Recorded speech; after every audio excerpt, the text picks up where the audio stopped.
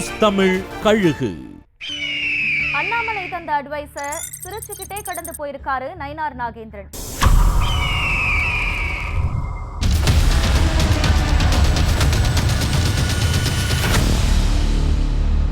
நயினார் நாகேந்திரன் பாஜகவின் புதிய மாநில தலைவராக பொறுப்பேற்கும் நிகழ்ச்சியை முடிச்சுக்கிட்டு கிளம்புற நேரத்துல நயினாருக்கு அண்ணாமலை ஒரு அட்வைஸ் கொடுத்தாராம்.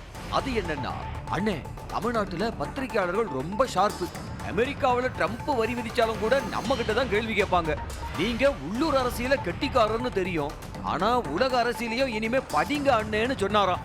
அதுக்கு நயினார் அவர்கள் சிரிச்சுக்கிட்டே, விடுங்க தம்பி, எல்லாம் எதிர்கட்சி சதின்னு போயிடுவோம்னு சொல்லியிருக்காரு. தமிழ்நாட்டுக்கு பண்ணையார் பாலிடிக்ஸ் தான் எடுபடும்னு சொல்லாம சொல்லி இருக்காராம் நயினார்.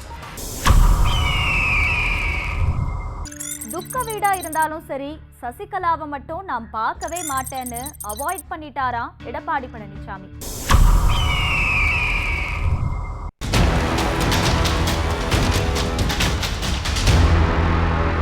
தமிழிசை சவுந்தரராஜனோட தந்தை குமரி ஆனந்தன் மறைவுக்கு அஞ்சலி செலுத்த அதிமுக பொதுச் செயலாளர் எடப்பாடி பழனிசாமி போனார். தமிழிசை வீட்டை நெருங்கிய நேரத்துல தான் சசிகலா உள்ள இருக்காங்க அப்படிங்கிற தகவலை கட்சிக்காரங்க இபிஎஸ்க்கு சொல்லி இருக்காங்க. இதனால எடப்பாடி பழனிசாமி வண்டியை ஏவிஎம் ஸ்டுடியோ பக்கத்திலேயே நிறுத்திட்டு சசிகலா தமிழிசை வீட்டில இருந்து கிளம்பிட்டாங்க அப்படிங்கிற செய்தி வந்ததுக்கு அப்புறம் தான் அஞ்சலி செலுத்த போனாராம். தெரிஞ்சோ தெரியாமலோ எந்த விதத்திலையும் சசிகலா மற்றும் விலக்கி வைக்கப்பட்டவங்களை சந்திச்சிட கூடாதுங்கிறதுல வைராகியமா இருக்காராம் இபிஎஸ். பாஜக மாநில தலைவரா பொறுப்பேற்றிருக்க நயினார் நாகேந்திரனுக்கு ஆஸ்திரிய நாட்டில இருந்து ஒரு வாழ்த்து செய்தி வந்துச்சான்.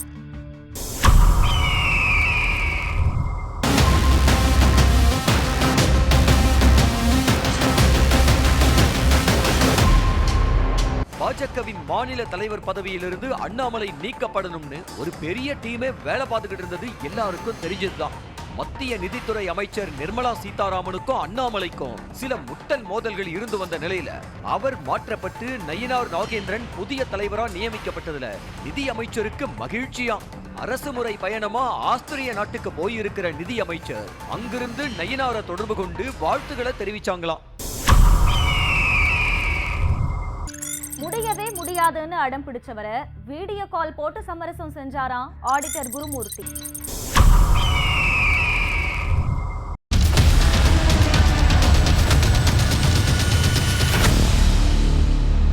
அதிமுக பாஜக கூட்டணியை உறுதி செய்யறதுக்காக மத்திய உள்துறை அமைச்சர் அமித்ஷா சில நாட்களுக்கு முன்னாடி சென்னை வந்திருந்தாரு. அண்ணாமலையை மாத்துறது மற்றும் கூட்டணிக்கு அதிமுக தான் தலைமை வகிக்கும்னு அறிவிக்கிறது உள்ளிட்ட சில கோரிக்கைகள் கடைசி நேரம் வரைக்கும் சஸ்பென்ஸாவே இருந்ததுனால அமித்ஷாவினுடைய பயண திட்டத்தையே எடப்பாடி பழனிசாமி மாத்த வச்சாராம். அதன் காரணமா தான் ஈவினிங் ஆடிட்டர் குருமூர்த்தி வீட்டுக்கு செல்லவிருந்த அமித்ஷா மதியமே போயிருக்காரு. அங்க போய் எடப்பாடி பழனிசாமி முரண்டு பிடிக்கிறது தொடர்பா விவாதிச்சிருக்காங்க.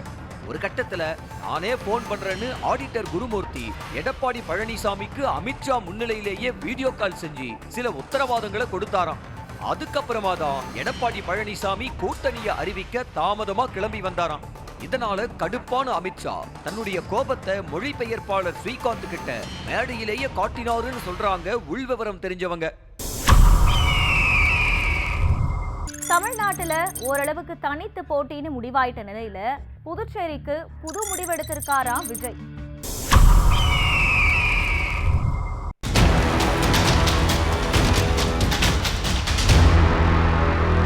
தமிழ்நாட்டுல திமுக கூட்டணி அதிமுக கூட்டணின்னு ஓரளவுக்கு இறுதியாயிட்ட நிலையில விஜய் தனித்து தான் களமிறங்குவாரு அப்படிங்கிறது கன்ஃபார்ம் ஆயிருக்கு. இந்த நிலையில புதுச்சேரியில கூட்டணியா களமிறங்க திட்டமிட்டு இருக்காராம் விஜய். ஏற்கனவே புதுச்சேரி முதலமைச்சர் ரங்கசாமி கூட நல்ல நட்புறவுல உள்ள விஜய் என்ஆர் காங்கிரஸோட இணைஞ்சி தேர்தலை சந்திக்க திட்டமிட்டு இருக்காராம். இது தொடர்பா புதுச்சேரி முதலமைச்சர் ரங்கசாமியை தாவேக தேர்தல் மேலாண்மை பொதுச் செயலாளர் ஆதவ் அர்ஜுனா விளையாட்டு நிகழ்ச்சி ஒன்றுல சந்திச்சு பேசினதா சொல்லப்படுது. நியூஸ் தமிழ் கழுகு.